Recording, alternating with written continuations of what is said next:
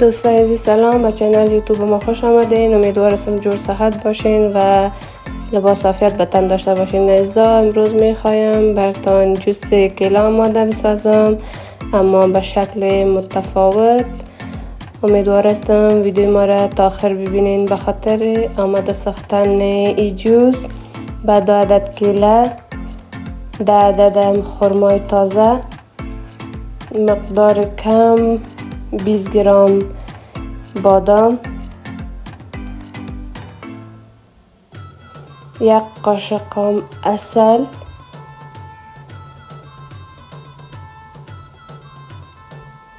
1.5 گیلاس شیر،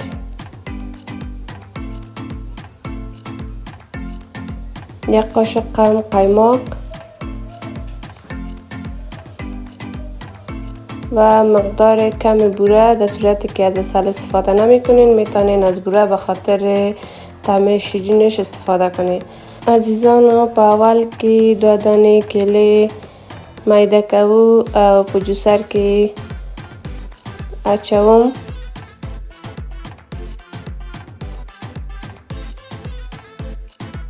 ځکه د میوه فصل دی او هر رقم میوه پیدا کیږي. دوستانو، ما هم وغوښتل نن د کیلې جوس په کاملا متفاوت ډول آماده کوم. هیله لرم تا آخره موږ سره واوسئ او د دې خوندور جوس طریقه او چل زده کړئ. دوستانو، کیله، خرما او بادام مې په جوسر کې اضافه کړل. اوس 1 قاشق عسل یا شیدې ورباندې اضافه کوم. که تاسو نه غواړئ یا نه مو خوښیږي د شید په ځای بوره استفاده کولای شئ.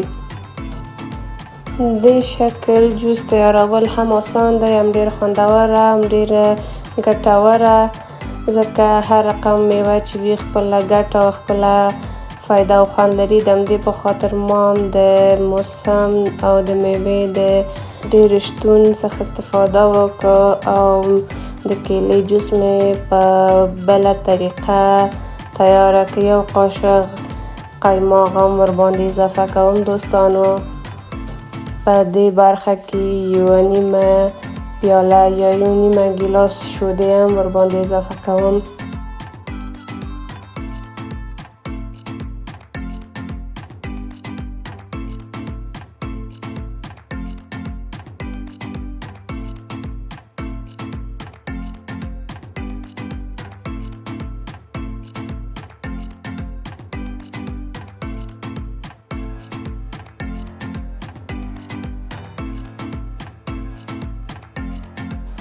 دوستای عزیز، تمام مواد لازمه را داخل جوسر اضافه کردم.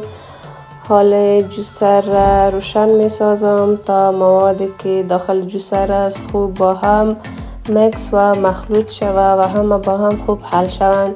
دوستای عزیز، اگر تا حال چینل ما را سابسکرایب نکردین امیدوارم چینل ما را سابسکرایب کنین، ویدیو ما را تا آخر ببینین، لایک، کامنت، شیر فراموش تا نشه. نظریات نیکتان به ما بسیار مهم است، چون نظریات شما به ما انرژی مثبت میده و از نظریات شما ما چیزای زیادتر و بهتر را میآموزیم.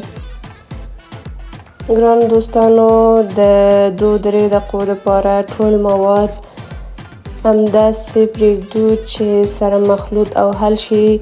کیله، عسل یا شید او قیماق په آسانۍ حلیږي، بادام او خرما لږ په سختۍ حلیږي. د همدې په خاطر 1-2 دقیقې په همدې شکل پرېږدو تر څو ټول مواد سره حل شي. دا د نور جوس هم زیاتې آماده شو. هیله لرم چې ویدیو م تا آخره کتلی وي او د دې خوندور او آسان جوس تیارولو طریقه م زده کړی وي او حتما په کور کې آماده کړئ. یو ورځ داسې خوندور او مزهدار جوس وڅښئ. هیله لرم چینل هم سابسکرایب کړئ، لایک، کامنت، شیر هم فراموش نشي. مننه چې تر آخره د موږ سره مل وئ. د تاسو د لوا زیات همکاریو په هیله.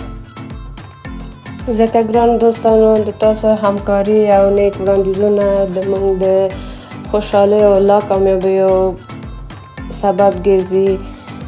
او موږ ته مثبته انرژي رابخي تر څو وکولی شو په آینده کې نور هم ښه او خوندورې غذاوې تاسو ته تیاره کړو. مننه، الله مو مل شه.